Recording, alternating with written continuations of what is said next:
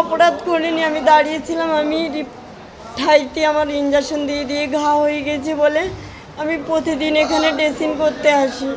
তার অপরাধে মারধর করছিল। আমি জানলা দরজার সামনে দাঁড়িয়েছিলাম, এসিপার আমার হাতটা মুছিয়ে দিল। আমি ব্যাপক অসুস্থ, আমার একটা কিডনি নষ্ট হয়ে আছে, গলব্লাডারের পাথর আছে, তার পাশে টিউমারও আছে। বাদুড়িয়াই বাড়ি। হ্যাঁ হ্যাঁ, ওই যে যাদের মৃত্যু কে মারা গেছে সেই বাড়ির লোকেরা। রিনা বিবি। হ্যাঁ, আমি এখানে ডাক্তার মানে ড্রেসিং করতে প্রতিদিন আসি। আপনার কোথায় লেগেছে? আমার এই হাত মুচড়ে দিয়েছে এসিপার, মনে করছে আমি এখানে কাজ করি, তার জন্য ওরা এসিপার আমাকে হাতটা, আমি ওদের বোঝাচ্ছিলাম প্রথম যে ভাই যা হবার হয়ে গেছে, তোমরা এরকম করো না। ওরা কতজন ছিল? আমি ওই দরজার মুখে যেখানে ড্রেসিং করে ওখানেই ছিলাম আমি। ওরা কতজন ছিল? ওরা অনেকজন এসেছিল, বহুতজন। কজন আমি কি চিনি সবার? আমি চিনি না দাদা। আমি আসছি বাদুড়িয়া থানা। আমার আপনার নাম? রিনা বিবি। আমাদের গত সোমবারে পেশেন্ট ভর্তি হয়েছে, ডায়রিয়া। আমার শ্বশুর ভর্তি হয়েছে, ওখানে আমরা আছি। ডাক্তারবাবু রাউন্ডে ঢুকেছে। এবার আমার কর্তা বাইরে বেরিয়েছিল, যে ডাক্তার রাউন্ডে ঢুকেছে, আমি কথা বলবো বলে উনি একটু বাইরে গিয়েছিল। বাইরে গেলে ওখানে ঝামেলা হচ্ছিলো, দাঁড়িয়েছিল। দাঁড়িয়ে ওকে ওখান থেকে হিজে দিকে টানতে টানতে মারতে মারতে নিয়ে আসছে। না ও ভিডিও করছে। আমি বলছি না উনি ভিডিও করেনি, না বলে ভিডিও করছে বলে ওর কাছে ফোনটা কেড়েছে, ওনাকেও মেরেছে। আমি বলেছি বলে আমাকে যেমন মেরেছে তেমন অকথ্য ভাষায় নোংরা নোংরা ভাষায় গালাগালি দিয়েছে। আমি ওপর থেকে নিচে এসেছি, আমার হাজব্যান্ডকে খুঁজছিলাম, বলেছি কোথায় কী করেছে। ওকেও মেরেছে, ওর মুখে লেগেছে, মাথায় পিঠে লেগেছে। ওরা আমাকে এখানে গেটের কাছে একটা ভদ্রমহিলা ছিল হিজাব পরা, উনি আমাকে অকথ্য ভাষায় নোংরা নোংরা ভাষায় গালাগালি দিচ্ছে। তার সঙ্গে যেসব ব্যাটা ছেলেগুলো ছিল তারাও পর্যন্ত গালাগালি দিচ্ছে। মারধর ব্যাটা ছেলেটা মেরেছে, ধাক্কা মেরেছে। ওনাদের বাড়ির ঠিকানা তো আমরা কোথাও জানি না। ওনারা কালকে ভর্তি হয়েছে, আমার কথা জানে। ওনাদের হয়তো উনি এখানকার মানে আর কি আদিবাসী, আমি ওনারা জানে যে কোথায় ভর্তি হয়েছে না হয়েছে, আমি সঠিকভাবে জানি না। কিন্তু নাসিমা বেগম। এমার্জেন্সিতে ডিউটিরত অবস্থায় ছিলাম, তখন হঠাৎ দেখি যে 20-25 জনের একটা জটলা সামনে জড়ো হয়েছে এবং তার মধ্যে থেকে 4-5 জন হঠাৎ করে ঢুকে আসেন, আমার টেবিলে এসে ধাক্কা মারেন, আমার চেয়ারটা পিছিয়ে যায় এবং আমার দিকে তেড়ে আসেন। ওনারা মারার চেষ্টা করেন। আমাদের সিকিউরিটি দাদারা কোনো রকমে আমাকে সেভ করে নেন, কিন্তু তাদের ওপরে প্রচণ্ডভাবে চড়াও হয় তারা, এটাই দেখি আমি। তারপর কম্পিউটার টেবিল ভাঙচুর করে এইভাবে। কী কারণে এই ঘটনা ঘটলো বলে মনে করছেন? দ্বিতীয় তলে আমাদের কোনো পেশেন্ট সম্ভবত মারা গিয়েছিলেন এবং সেটা আমি জানতে পারি আজকে সকালে যখন ডিউটিতে আসি, তখন অলরেডি মারা গিয়েছেন এবং সেই বিক্ষোভ পেশেন্ট পার্টির মধ্যে পুঞ্জীভূত হচ্ছিল, যেটার বহিঃপ্রকাশ হয়তো তারা লোকবল জড়ো করে এনে সেই সময় ব্যক্ত করেছেন। এগুলোর ক্ষেত্রে মানুষকে আরও সহনশীল হতে হবে। যে কোনো রকমে আমাদেরও তো ইচ্ছা থাকে না যে এরকমভাবে রোগী সাফার করুক বা রোগী এরকম একটা চরম পরিণতির দিকে এগিয়ে যাক। যদি অনিচ্ছাবশত কিছু হয়েই যায়, সেটা মেনে নেওয়ার বা সেই রকম পরিস্থিতি অনুযায়ী কিছু অ্যাক্ট করার ধৈর্য বা সহিষ্ণুতা হয়তো মানুষের থেকে আস্তে আস্তে চলে যাচ্ছে। এবং সেক্ষেত্রে যে পরিবেশে আমি তখন আছি, যে পরিস্থিতির মধ্যে দিয়ে যাচ্ছি, সেই সময় আরেকটু ধৈর্যশীল হয়ে কিভাবে বুদ্ধিমত্তাকে কাজে লাগিয়ে সেই পরিস্থিতি থেকে সব কিছু ঠিকঠাক করে বেরিয়ে আসা যায়, সেটাকেই মনে হয় ভাবতে হবে আরও আমাদের। এটা তো আমি কিছু জানি না। ডক্টর সৌরভ দাস। পেশেন্ট ভর্তি ছিল, এটা প্রথমে সকাল থেকে ওদের পেশেন্ট ভর্তি ছিল। এবার ওরা প্রথম থেকেই মানে ডাক্তার না আসে হয়তো গন্ডগোল করে, বা ডাক্তার একবার রাউন্ড দিয়ে চলে গিয়েছে। ওরা 7-8 জন ছিল, হয়তো নেশা করেও হয়তো ছিল। এবার গন্ডগোল হওয়ার কারণে আমি আর এর সামনে ছিলাম।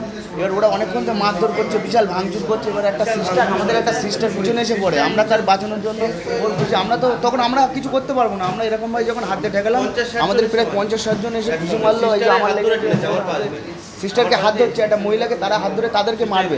এবার আমরা ঠেকানোই আমাদেরকে বিশাল মারধর করে। তারপরে সঙ্গে সঙ্গে সমস্ত জায়গায় ভাঙচুর করে।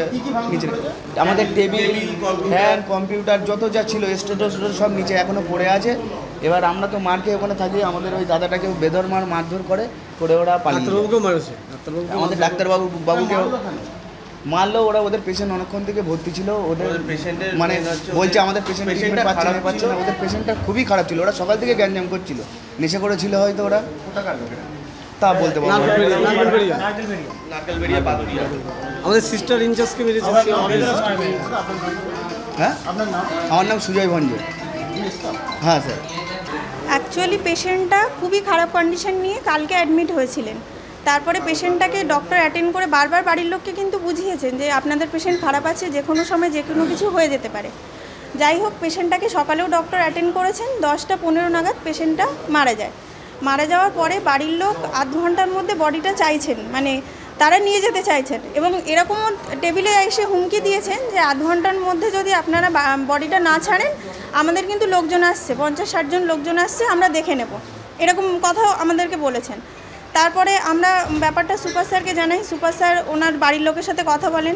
তারপর থেকে মানে আমাদের তো সরকারি একটা নিয়ম আছে, মানে সব কিছুর একটা নিয়ম থাকে যে অ্যাটলিস্ট 3 ঘন্টা না হলে আমরা বডি ছাড়তে পারি না, কারণ তার মধ্যেই যদি পেশেন্ট আবার শ্বাস প্রশ্বাস নিতে শুরু করে তখন তো আমাদেরকে পেশেন্টটাকে ট্রিটমেন্ট দিতে হবে।